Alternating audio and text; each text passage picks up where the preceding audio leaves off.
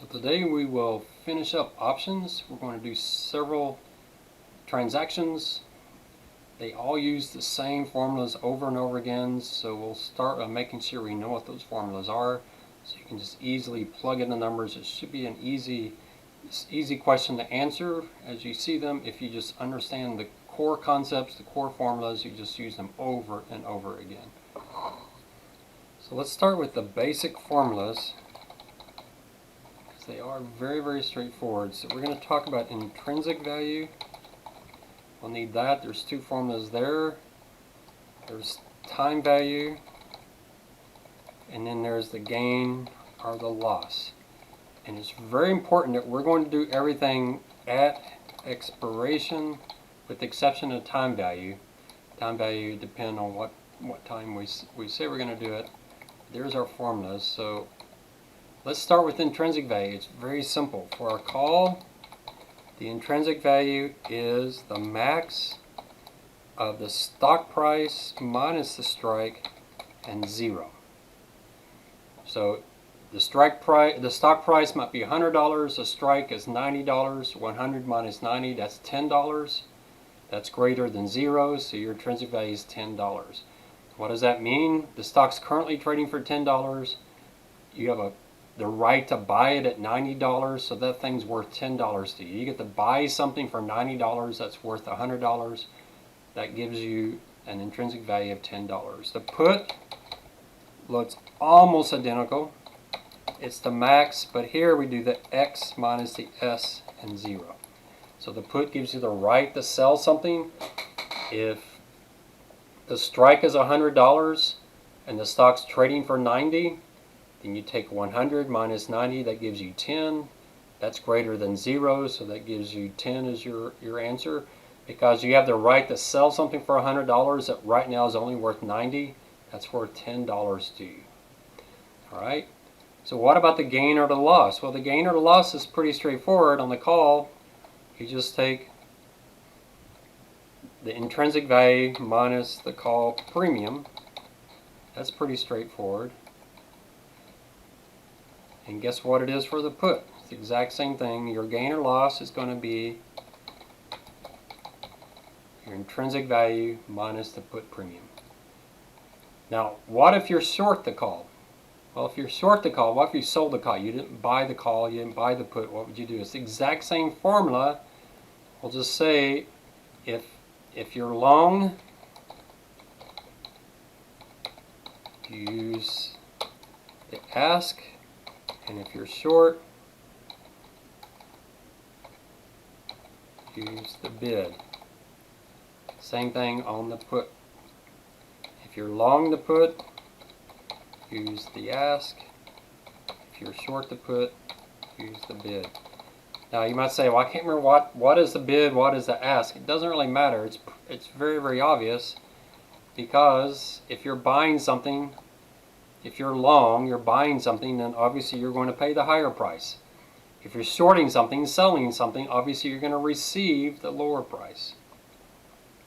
So that's the value there. And in time value simply equals the option premium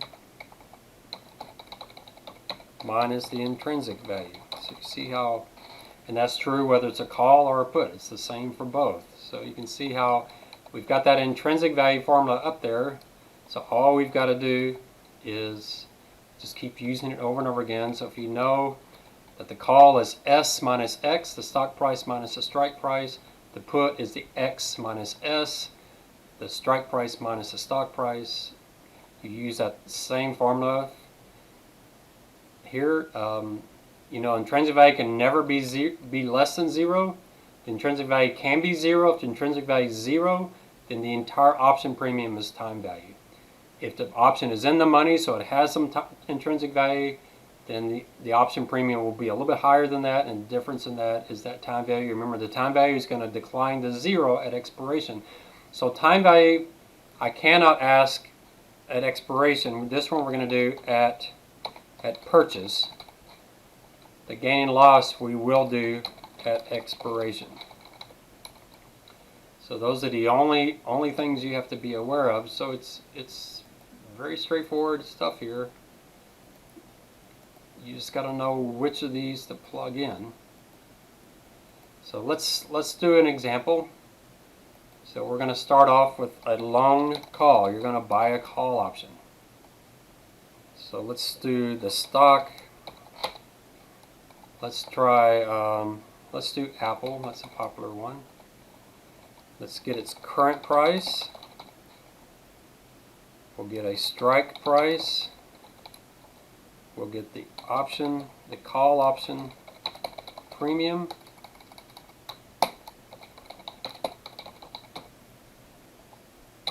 The bid and the ask. Now, one thing that we're not doing in this class, it is important, but in real life when you buy an option, you can't buy the actual option itself, you have to buy an option contract, and an option contract comes in sets of 100. We're ignoring that sets of 100. We're just doing one option. So what we're doing here, just one security, it's not what you can actually do. In real life, you'd have to do whatever we're doing here times 100. But that's fine. So let's go get our numbers. So I'm going to go over to Yahoo Finance, and we'll look for Apple. AAPL is the ticker. Find Apple, and we'll click over here on options. The one thing I didn't give you was a maturity, but I want to first see what our choices are. So if we go over to options, let's go out to, why don't we go to July 16th. July 16th, 2021. That's about 3 months out.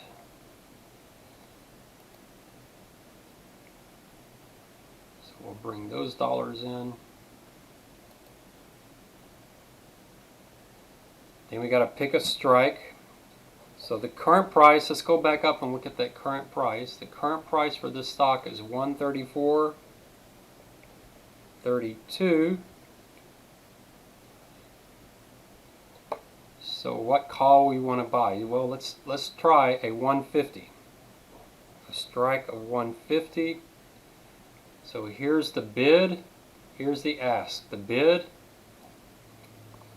is $2.22. The ask is $2.27. How do I know that's the bid and ask? You just have to know, you have to go through the columns. The last price, the bid, the ask, and that's what we want. $2.22 and $2.27. Alright, so let's put the maturity in there. Alright, so the current price is $134.32. I'm going, no, let's keep it there, that's fine. The strike we're doing is $150. So what's the intrinsic value here? Let's just go ahead and do it. The intrinsic value is going to equal the max of the stock price minus the strike price and 0. So here it's the max of the stock price is $134.32. The strike is $150 and 0. What's the intrinsic value right now? The intrinsic value is 0. So that means 100% of these option premiums, they're 100% time value. The entire option premium is time value. So the bid was $222, the ask was $227. We're going to buy the call option, so we already know we're going to have to pay the ask. If we were to sell the call option, we'd receive $222. Well, we're buying it. We said our maturity is July 16th, 2021. So that we set up, and then we'll look at expiration. What happens here at expiration? So we have the stock, we have the call option.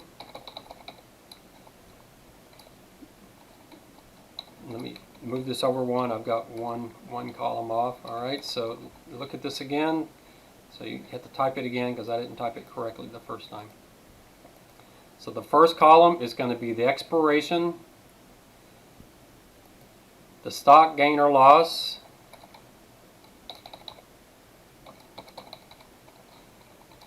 and the call option gain or loss. So this is the stock at expiration. Alright, so now you've got it all set up. Now you can start all over typing again. So get everything in the exact column I have. You may want to hit pause so you can get this exactly set up in Excel so you can follow what I'm doing here.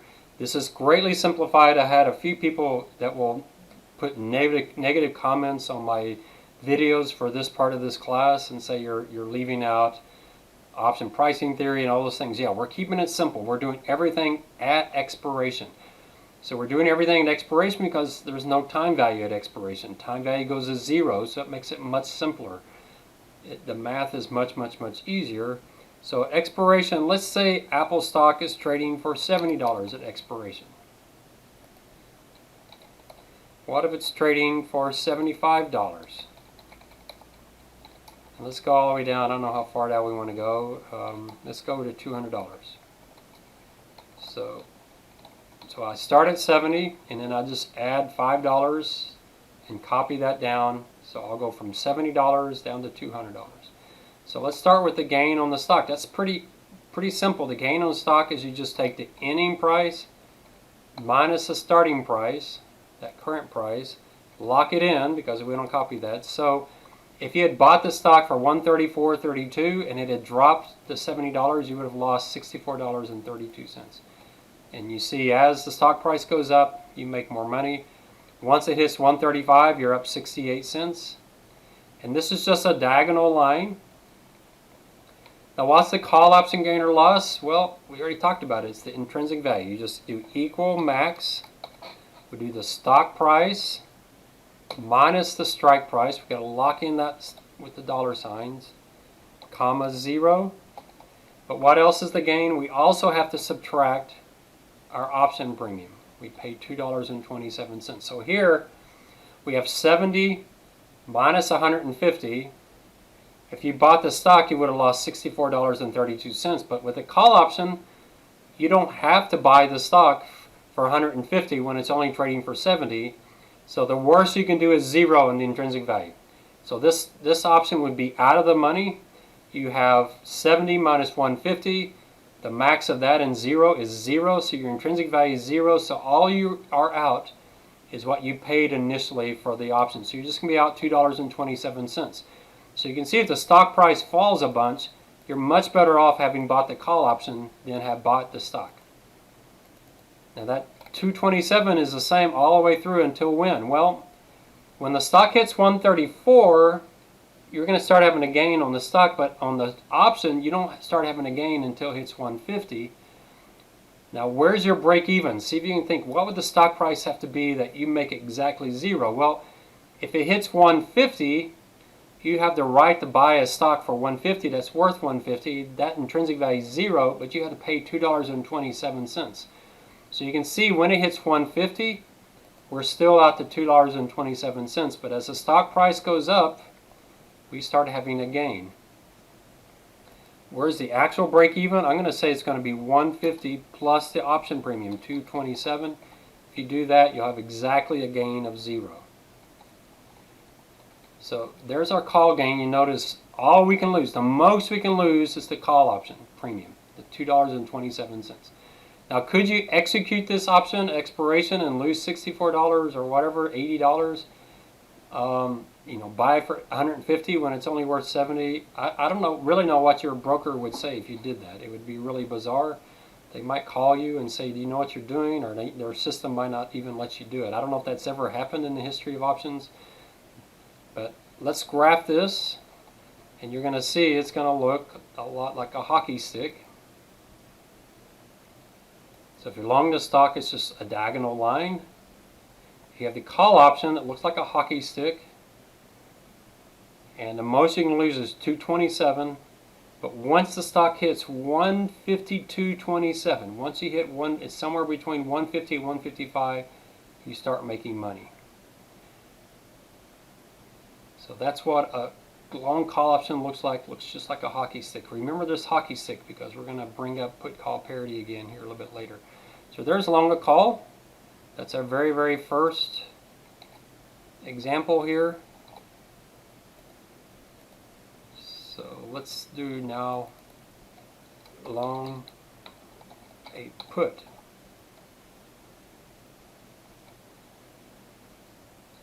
Now with the put, with the call, you're thinking about a stock you think is going to go up in price. So with Apple, you hope the stock goes up in price.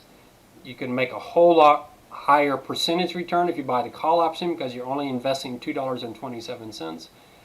With the put, we're looking for a stock that's going to fall in value. I'm tempted to do GameStop, but GameStop's options are just ridiculous right now. They just look, they're so crazy how they're valued. So we won't do GameStop. But let's try another stock here. Let's try Google. So Google's currently trading for $22.99.93, pretty close to 2,300. We'll do the same date, July 16th, but now we're going to do put options. So we go down to the put options.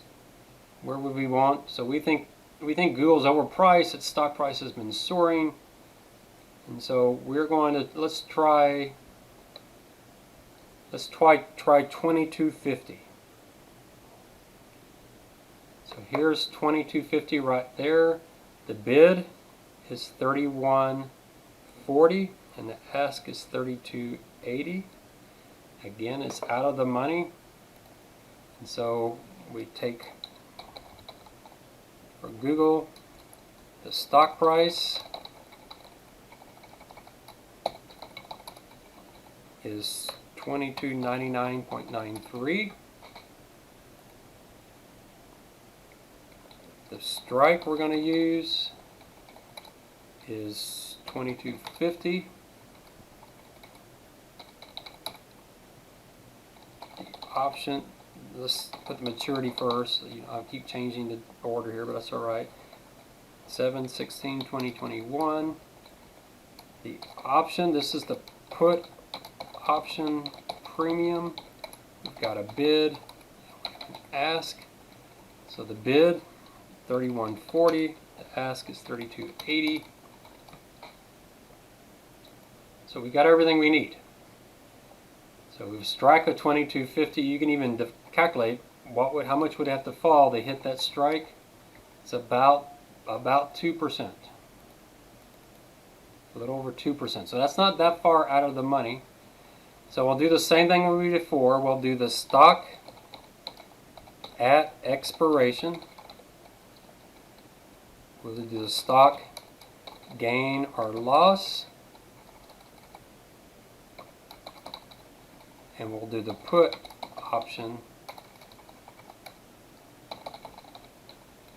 gain or loss. And let's say the stock expiration, maybe it's 2,000.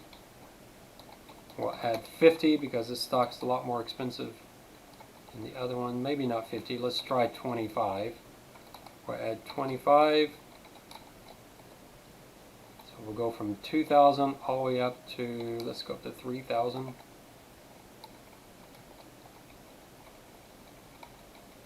So that's the scenario we're going to run.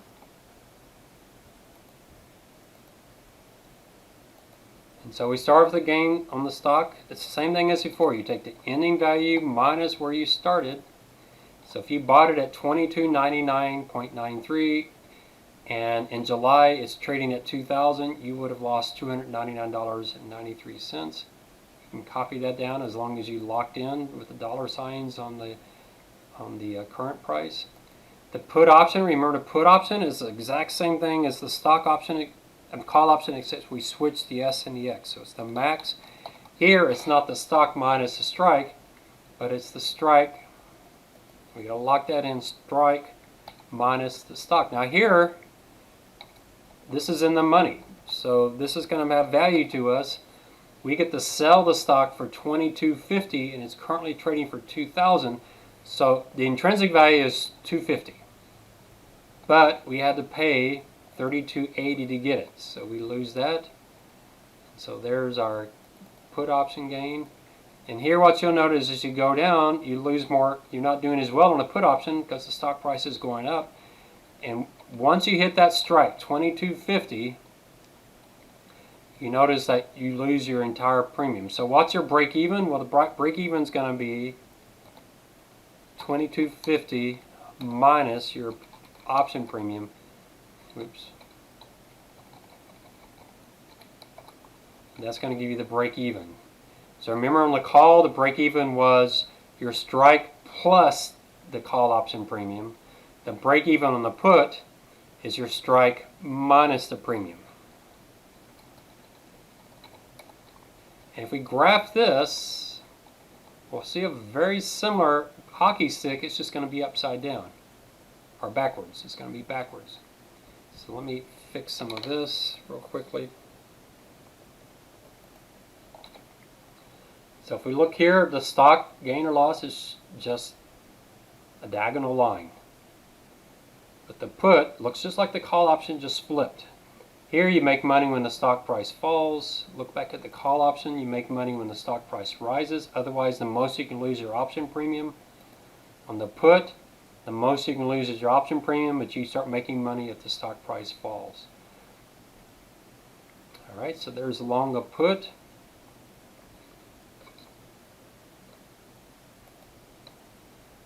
Now we're going to start combining things. So there's different ways we can combine them. We could combine puts and calls. We could combine a put with the underlying stock. We could combine a call with the underlying stock. So we're going to start with something called a protective put. What is a protective put? You are long the stock and long the put. Alright? So let's do Google again. I'm going to bring over all of our data for Google.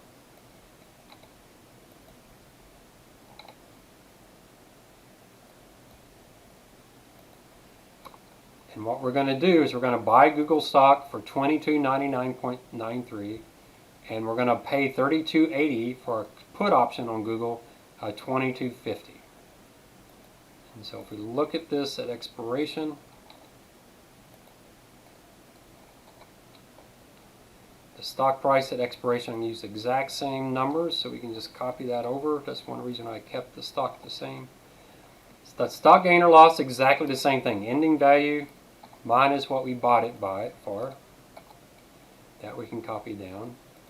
The put's exactly the same, so let's give it a little practice. The max of the what? Stock minus the strike, or strike minus the stock. It's a put, so it's the strike locked in minus the stock. Remember, we make $250 there, minus what we paid for the option. So there's our put. And so what is our protective put gain or loss? You just add two together. You're long on both of them. Since you're long on both of them, you just add them across. What you'll notice is the most you can lose is $82.73.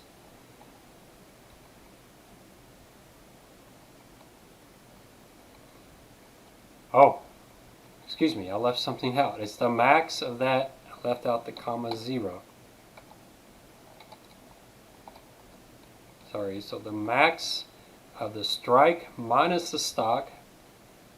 So here we have $22.50 minus $2,000, that's $250. $250 is greater than 0, so $250 minus $32.80, you get $217.20. What does that give you as a payoff? It's going to look like a hockey stick again. It's amazing how much these things look like hockey sticks. So let me clean up this chart. So there we have the protected put. The stock again, if you just had the stock, it would just be a straight line. The protected put, you have a max loss. The most you can lose is $82.73. What is that? Well, we can figure this out because the stock can fall from $22.99 down to $22.50. That's our strike price. So how much is that? That would be a loss of $49.93. But we also have to pay the premium. So the stock can fall from $22.99 down to $22.50. We'll lose all of that because that's our strike. Once we hit $22.50, then we'll start making money, but we also had to pay $32.80. So the $49.93, how much we'll lose down to the strike, plus that option premium, that gives us our max loss, $82.73. Now, if you look at this blue line, this is the protected put. Have you noticed how much that looks like the call option? Remember the call option was flat? and then started going up. Protected put, flat line, and then starts going up. Now, why did those two look so much alike? Well, just remember we talked about put call parity, where we said a call plus a bond equals a put plus the stock. If you just ignore the bond, what we're saying is a call looks a lot like owning the put and owning the stock. Well, what is a protected put? Protected put is your long, the stock, and a put option. So there's your put call parity right there. A call option should look a lot like a put plus the stock. Because remember, the bond is this money you set aside that's going to mature at the strike price. It's not that important part of the equation because it's fairly fixed. And so the call should look a lot like a put plus the stock. And that's exactly what we have. So a protected put and a call have a very, very similar shape to them. They should be priced efficiently versus each other. So there's your protected put. You notice all we did here, we had to combine the stock plus the put. We didn't do anything different there than we did on the long put. On the long put, we calculated the gain or loss on the stock.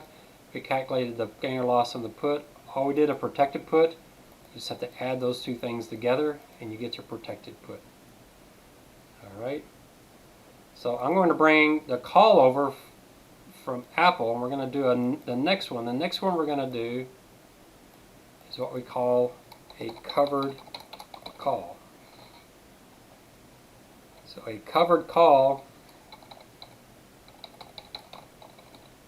is your long the stock and short a call. This is our first time to be short an option. All right, so I'm going to use the Apple example there. So I'm going to take everything I had for Apple, I'm going to copy it over.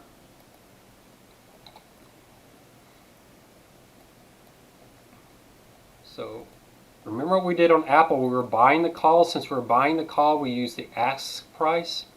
But here we're not buying the call, we're selling the call. So we're going to use the bid price. But everything else is exactly the same. So I can bring this over. So the stock at expiration, I can bring over the exact same prices that I used. So the gain on the stock, remember it's the ending value minus the starting price, and you got to lock in that starting price with the dollar signs. You copy that down. The call option. Now here we're short the call option. So what do? The first thing you do is enter the formula just like you always did. You take the max of the stock minus the strike and 0 minus the option premium. But here, remember, the option premium is not the ask, it's the bid because we're short the call option. So minus that. Now that's what we would lose if we had bought the option, but we're short. So use that exact same formula, put parentheses around the entire thing, and just change it from a positive, just change the sign from negative to positive. So there you make $2.22. I'm going to actually put this formula over on the side so you can see it. So this formula is exact, just think through it. It's the exact same formula we use for the call with two exceptions. First, we're not subtracting the ask price, we're subtracting the bid price. And number two, once we calculate all of this, we just change the sign and make it the opposite sign. And so a covered call, covered call is just you add those two things together. Now this one, boy, it doesn't look all that satisfying when you look at the graph, so let's look at the graph.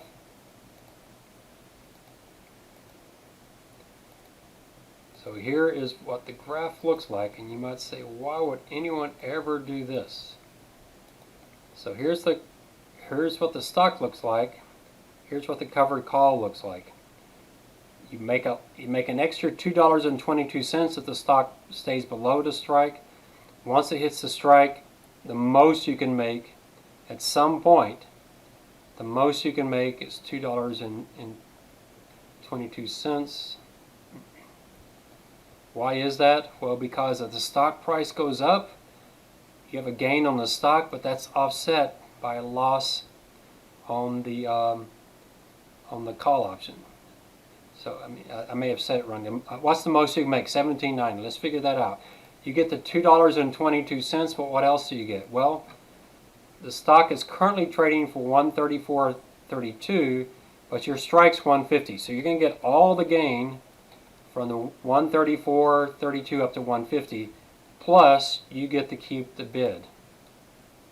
So that's $17.90. So the most you can make is $17.90. Now, why in the world would you do this? So this is kind of a strange one. So this is a strategy. It's really popular in finance. Let's say you have Apple in your portfolio, and let's say you have a target price of $150. So you've decided if Apple hits $150, we're going to sell it. So what you can do with a covered call is say, you know what, we can wait until it hits $150 and sell it. But why don't we go ahead and sell a call option with a strike of $150 now? If it never hits $150, we get to keep an extra $2.22. If it hits $150, we were going to sell it at $150 anyway. So essentially with the covered call, we're essentially locking ourselves out at $150 just like we were going to do. And so we get that extra $2.22. We're always ahead of that by that $2.22. So it's a way to go ahead and execute your target price in advance and get paid a little extra for doing it. That's about the only scenario I can think of a covered call being a really good strategy. It doesn't protect you much. I mean, it's true you lose $2.22 less than you would have lost if you'd owned the stock, but that's not that much of protection. You still got a lot of downside. So to me, the key is you really think the stock should be sold at $150. Go ahead and execute that now so you pick up that extra $2.22. It'll be about the same as you would have been if you just said sell at $150, except you pick up that extra $2.22. So that's the covered call. Now this next one we're going to do is a collar. So what is a collar? A collar is when we bring them all together. We're going to be long the stock, long a put option, and short a call option. It's essentially taking that protected put and that covered call and putting them together. And in this case, we're going to get a really, really strange picture. So let's do Google.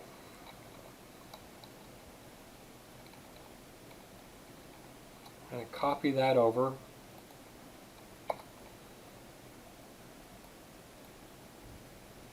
So here we've got the stock price. I'm going to move everything down a little bit, so if you're trying to keep up with me. So we got a strike. There's the strike for the put. So we need a strike for the call. Or let's do it in order. Do the call and the put. We know that the put strike is $22.50. For the call, why don't we do, if that was about 2% of the money, let's do the other one about 2% of the money. So 23, let's just do $23.50. That sounds like a good strike price. And then the premiums, we've got the option premiums. We're going to have them for the call and have them for the put. So here we got to go pick up some premiums. So we've got to go get, we've already got the call, so we want $23.50. We want the bid and ask on a call at $23.50. So fortunately I still have Google loaded, which is one of the reasons I picked Google. So we go back up and we find $23.50. There's $23.50. bid ask is 31.20 and 32.30. Remember, we're going to be selling the call, so the 31.20 is what we're after. So we have 31.20 and 32.30.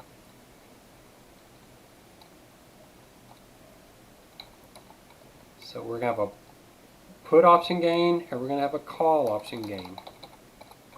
The stock at expiration, I'm going to use the exact same thing as I did before.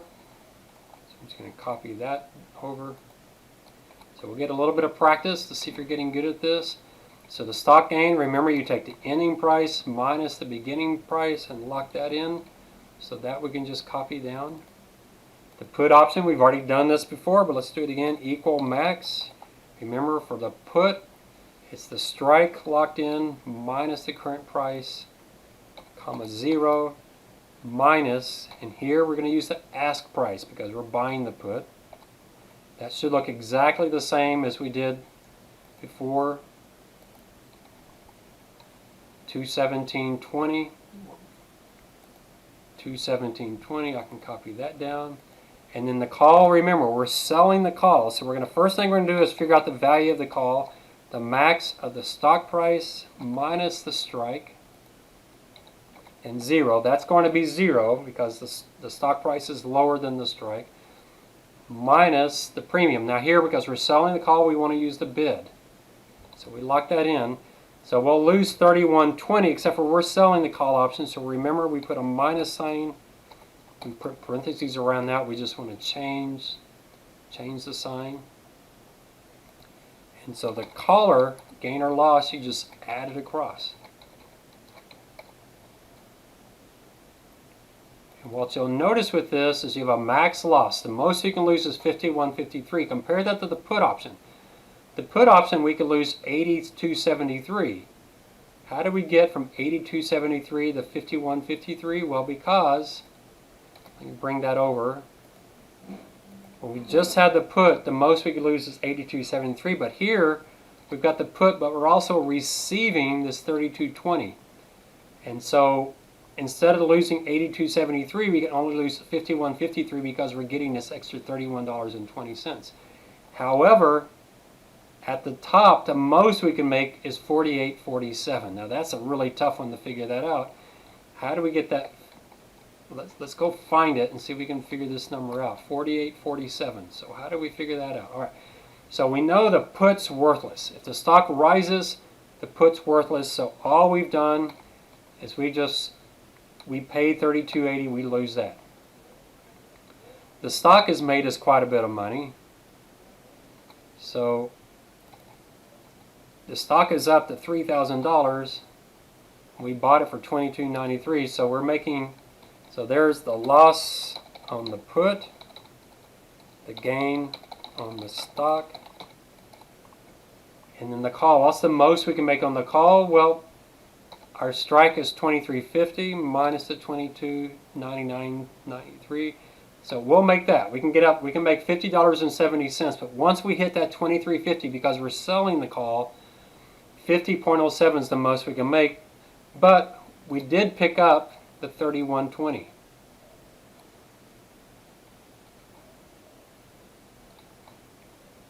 So that's the most we can make there. And what about the gain on the stock? Well, we can't get any of the gain on the stock after it hits 23.50, so that we can take out. This is the max.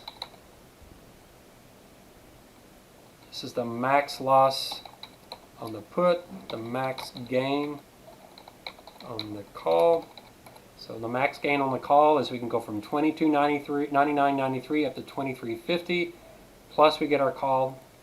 So we add those two together, and that gives us our $48.47. The most we can make is $48.47. So let's graph this. So if you look at it, you get this. It's hard to see it because it's kind of hidden behind the stock, but you see it. I don't know what this shape is, but it's kind of the bottom part of a Z or something. But you go up, you're flat, and the most you can lose is that 51.53. Remember, that was better than your protected put because you're getting the extra $31.20. But the most you can make is at $40 something. Why? Because you lose the put option to $32.80. You make the stock gain from $22.99 up to the strike, but you can't make any more on the stock than that, but you do get to keep the call option. So when you do all of that, so essentially you're getting, when you think about it, you're buying the put for $32.80, you're selling the call for $31.20. So that, what is that, $1.60? So if you think about it, you're getting it's costing you $1.60 plus you're getting the $23.50 minus the original, so that's that $48.47. So essentially you get, it saves you that $31.20, but you're paying a little bit more for the put than you're receiving for the call, plus you're getting the appreciation from $22.93 all the way up to $23.50. So that's how the collar works. I am a fan of a collar. I do use collars. I do them a little differently than the way it's set up here. I think there's some problems with the collar the way it's traditionally done. There are mutual funds that do collars.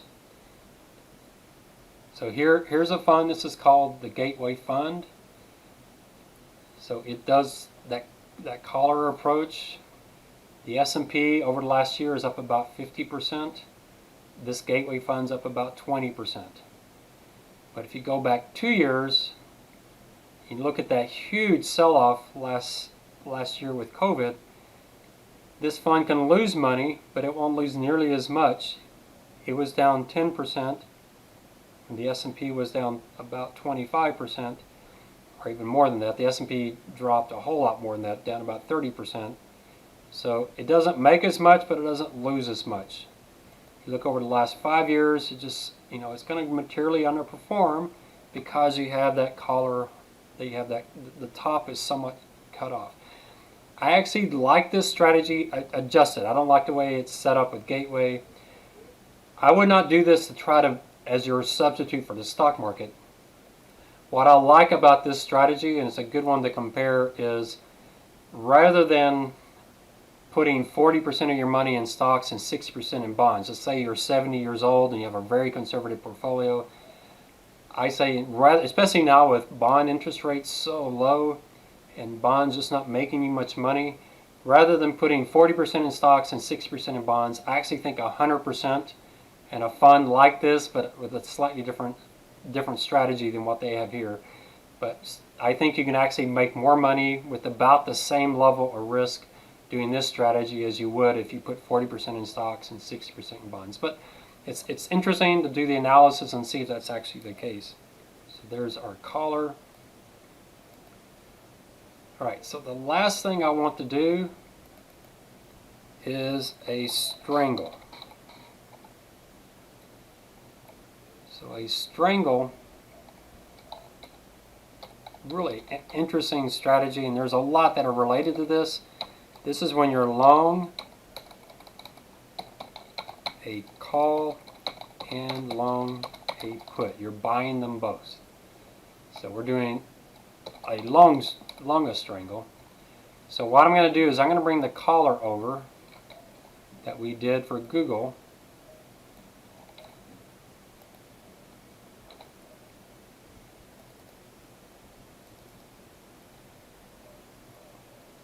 And I can bring the prices over as well.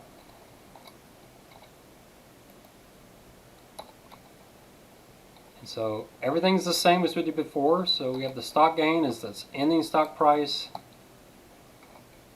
minus that starting price. That's the same as before, right? You keep seeing these same things over and over again.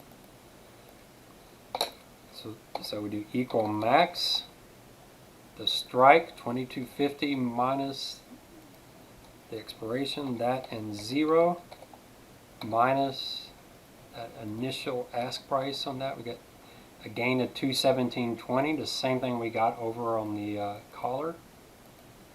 The call option will be different. Why is it different? Well, it's equal max, the stock price minus the strike, that's no different, comma 0, that's no different. But minus what? Well, here we're long the call, so we don't use the bid, we use the ask. So when we do that, we get a loss of 32.30. Remember, when we're selling the call option, we got a gain of 31.20. But here, because we're buying the call, we're going to have a loss of 32.20. So we can copy those two down. And so here we have the long strangle. Oops, I got something I didn't lock in somewhere. So we've got the stock minus the strike. Stock minus the strike. So you notice the put option, you lose money as the stock prices rise, and then the most you can lose is that put premium. On the call, the most you can lose is the call premium, and then you start making money on the top. And so when you add those two together, when the stock falls, you can make a lot of money. When the stock rises, you can make a lot of money. When do you lose money? You lose money in the middle. The most you can lose is 65.10. That should be a really easy number to figure out. That should just be your put option premium and your call option premium. 65.10. That's the most you can lose because you're buying those two. So if the stock doesn't move much, you lose 100% of your money. If the stock price falls, you can make a lot of money. If it rises, you can make a lot of money. So when do you do a strangle?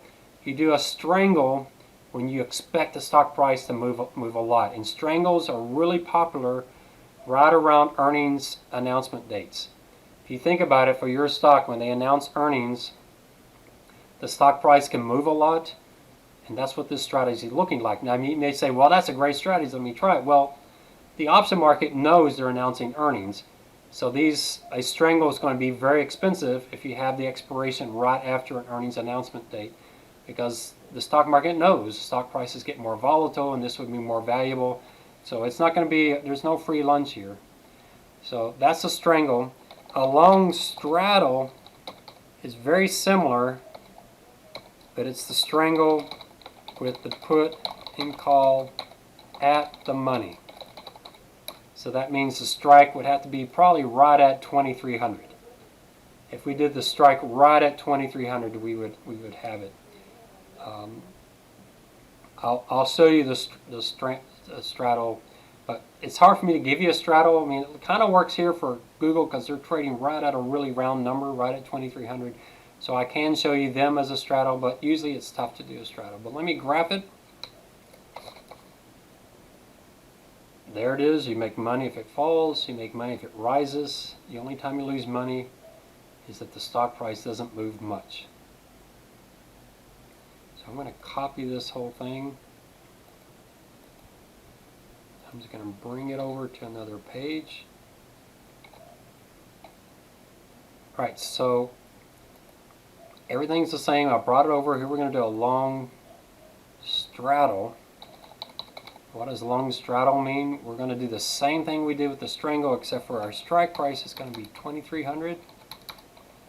And I went and got the premiums, and when I got the premiums, it was 52.60 for a new strike, 54.30 for the put, 52.50 and 55.60. And what you notice, look at the strangle. See, it has a base to it. Kind of stops. The straddle looks like a V, because their strike is the exact same for both of them. But that's the difference between a straddle and a strangle. I'm more likely to give you a strangle than a straddle.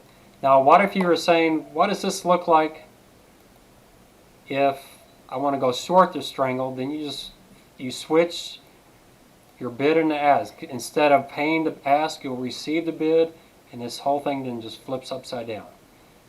Pretty dangerous strategy. To sell a strangle, to sell a straddle. You'll make a lot of money 85–90% of the time, but 10% of the time you're going to lose a fortune. So it's a very dangerous strategy.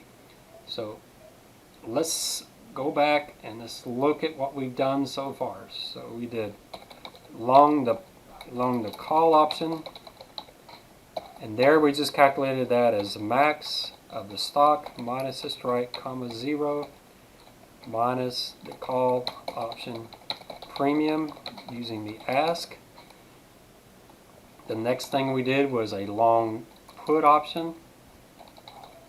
So it's exact same formula, except we do the strike minus the stock. minus the put option premium.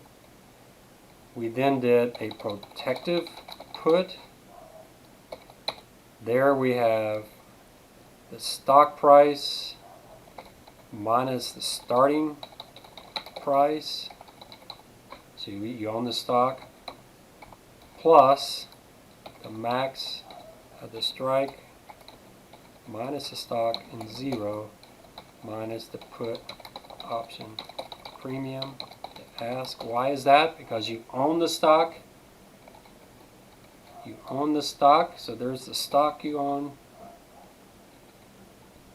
and you own the put option. There's the value on the put option. All we did was you just put those two together.